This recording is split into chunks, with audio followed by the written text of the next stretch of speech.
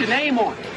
Just put your name on it. That's all I say. Be a man or a woman. Put your name on it. Well, I'd like to hear about it, potheads. How the fuck you gonna know how to be great if you don't study greatness? Look at the game change. Donuts. Oh, yeah. Hey, you're not a bad-looking man, Mr. Gals. But you are, Blanche. You are in that chair.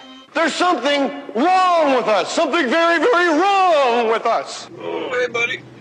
Oh, yeah.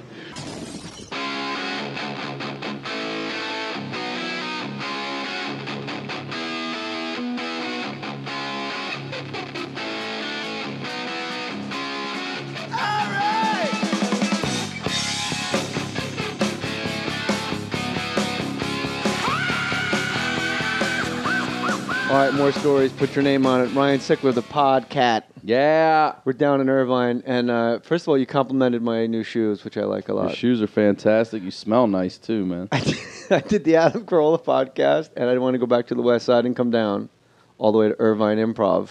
So I went to, like, Hot Topics here in the mall. Love that it's Hot Topics. Yeah, everything says, like, all the shoes. It's all goth and shit. Yeah, but the shoes say, like, affliction. And you're like, do you have any clothing not for douchebags? Where's your non-douchebag section? Where's the I'm not going to use a triangle choke at the Yard House tonight department? And they're like, this pair. Yeah. That's the section. Little sensible boot, little dock boot. It's nice, man. And like new buck. Yeah, because I realized I was wearing flip-flops and I wasn't about to do a live show in flip-flops. You can't do stand-up in flip-flops. I've seen guys do it. Who?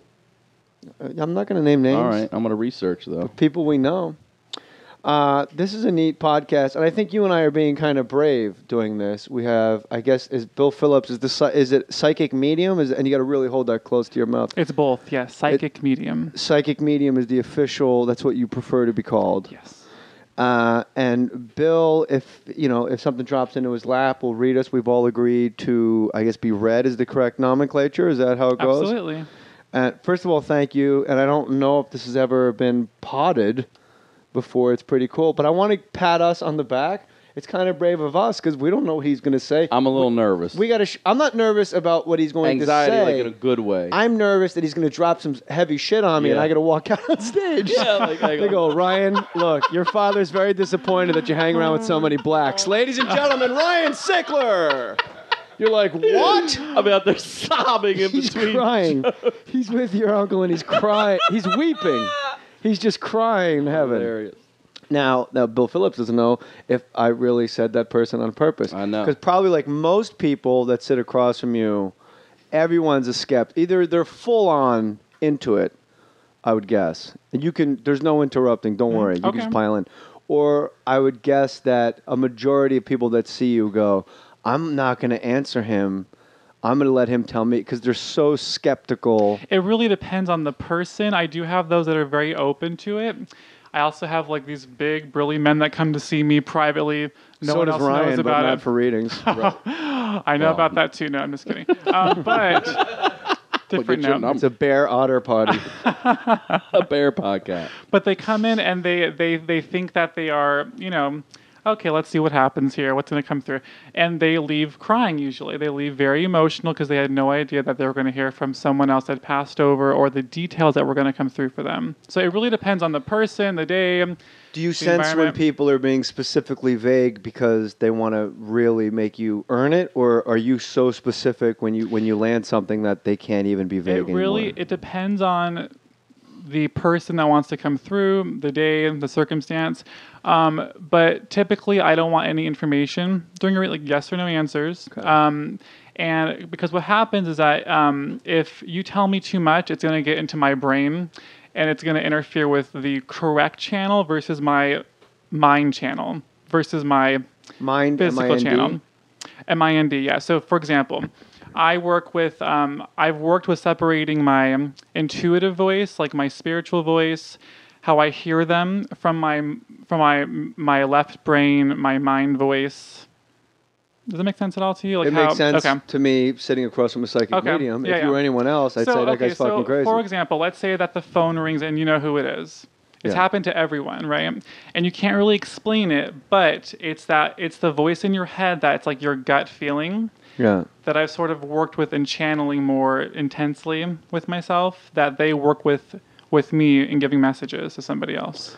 Do you want to switch seats because you're on a stool and it might get very uncomfortable for you because you're the only one working? I'm thinking about that a little bit. Yeah, sit where I'm sitting and I'll sit in the stool because I don't care. Or we could all just sit together. Oh, you're too big. Ryan's too heavy for us all to sit together. Yeah. This is a 2-seater cast. When you and this is yours, Bill? It's a love seat right here. I have 2 questions, and now I think I forgot them. One is, what percentage of people do you feel come in like, this is going to be bullshit, and then go away like, holy crap? And the other question, I'm going to try to remember when you answer that one. Okay. I would say it's probably 50-50. It is, okay. Yeah. I have a question. When you, I'm sorry, Ryan. No. Please. How old were you when you realized you had this gift? That's a gift? Question. Is it a gift, or is it a curse, or is it just simply a duty? I think it's all the above, actually, to be honest. I feel like, first and foremost, it's a obligation that's been put onto my lap, like it's with anything. It's in my DNA. It's my talent, So for you, it's acting. It's my talent. So I've worked on it, on honing it, and I was about 14 when I had my first real major experience. My mother passed away very tragically, and she came to me that night in a dead sleep, and she woke me up, and I thought I was crazy. I saw her in the room. I saw this illumination of light around her, and she just told me, I'm okay, I'm going to be okay, and you're going to be okay. And that's all that it was. And after that time, that night, all these things started happening to me. I was walking in the mall one day, and a psychic approached me and said, you have this amazing gift. It'll be 3 years. Wow. And when that happens, you will help many people. So 3 years later, I was randomly drove to this metaphysical spiritual store, and they were doing a class on how to develop your own intuition and mediumship. And I walked in, and I sat down with a complete stranger, and they said, okay, just close your eyes and tell us what you're getting. And I thought, okay. So I closed my eyes, and I saw a silhouette of a blonde female. So I said, I'm seeing like a blonde female right here. And the girl said, okay. No response. Keep on going. What else do you see? And then I saw a J initial, which it was actually in my physical eye. I saw a J initial going by. I'm like, okay, I'm seeing a J initial. I don't know what it means. And then I saw pill bottles being spilled over a table, like in my mind's eye, all over a table, completely overflowing the table. Thank you. And they asked, okay, well, how would you interpret that? And I thought, okay, well, pills over table. Overdose, and I felt all this love from this energy, I guess you would say, and opened my eyes, and the girl was crying profusely because her best friend Julie died of a drug overdose. It was a suicide, and it was my first time actually ever having that experience with someone else that was not known to me, a complete stranger. I bet you probably cried too. It must be really overwhelming, or is it scary? At first, I didn't believe it. I thought it was in my head. I was making it up. I thought I was crazy. Like it was either some kind of Even with the validation, you thought you were crazy. Yeah. Huh. So I was 18 at that time, and I practiced for a few months. People were coming to see me, and they got stronger and stronger and stronger. And but I was still very afraid of it. I was raised in a very Christian household where I was told it was the devil's work. So I stopped doing it for a little bit. I went to school for music. And when I was there, it was happening again. And I was getting really sick, but I was still having these visions. People were coming to me still for readings. And once I graduated, I just knew I had to do it again. So I started doing it again, and it just got stronger and stronger and stronger. And it opened up more and more and more. And I just trusted it more and more and more. And so basically for me, it's not really, I don't actually see a dead person. I don't see a physical body.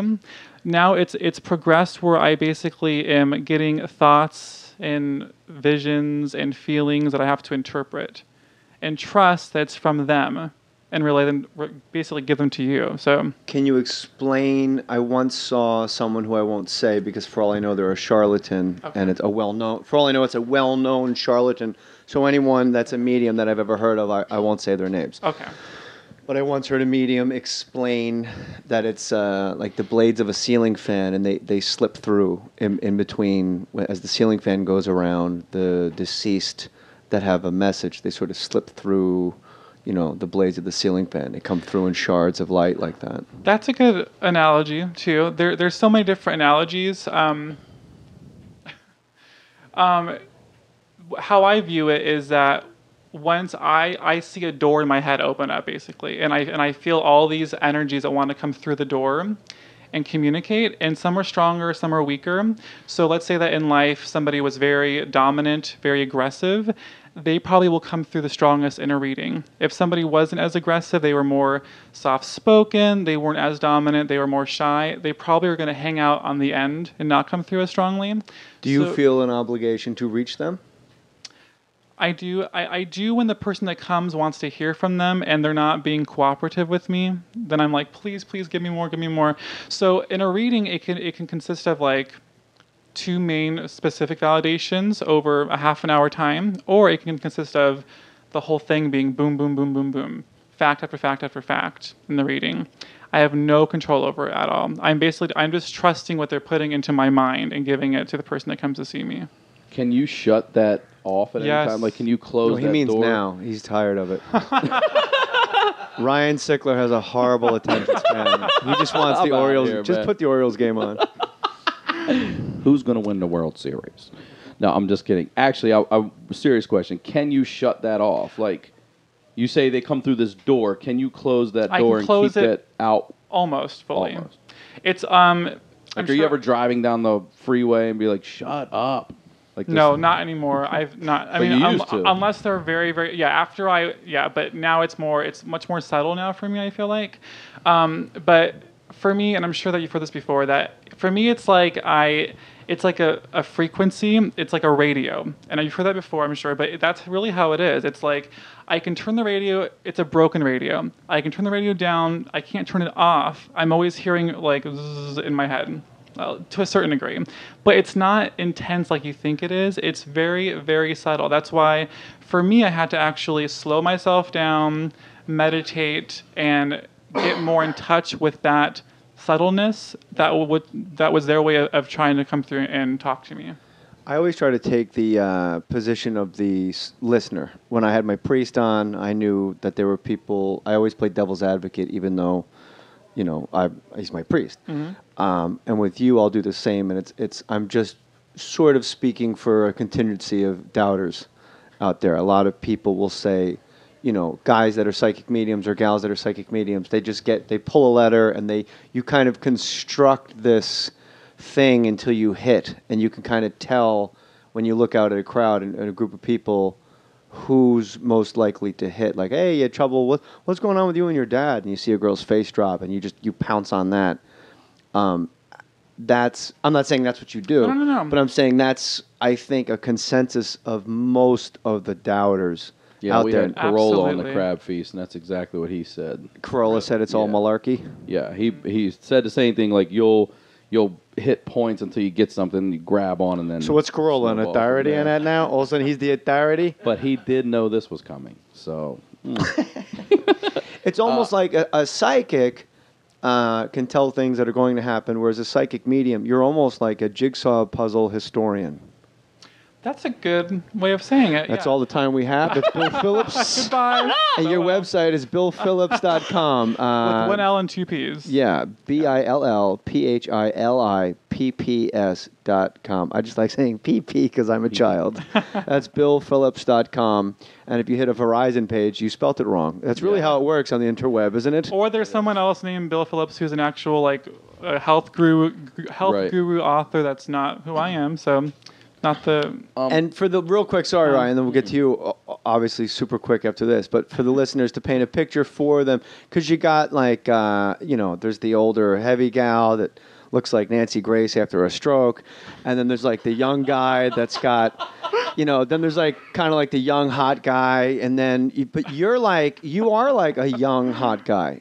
For the listeners, you're young, you don't have to say your age if you don't want to, but, you are... I'm 28. I just turned 28. You're 28, and you were, to me, judging a book by its cover, you're a total, Huntington Beach guy. You're tan, you got flip-flops. Respect the pedicure, by the way. Thank you. I like that pedi. That's tight, man. It's tight, man. You got nice toenails, so man. you're not a guy that like you look to me like a guy that played volleyball at like Pepperdine, and instead you have this. I'm being serious. Angie's laughing, but I'm being completely serious. Like you're really like a regular, handsome-looking guy that has dead people talking to him. Yes. Yeah, I really have to separate it. Otherwise, I'm going to be floating up there the whole time, every day of my life. And I want to have some groundedness in my life and not always be talking to them. So I like to do things that keep me grounded, But I'm a regular person. I'm not some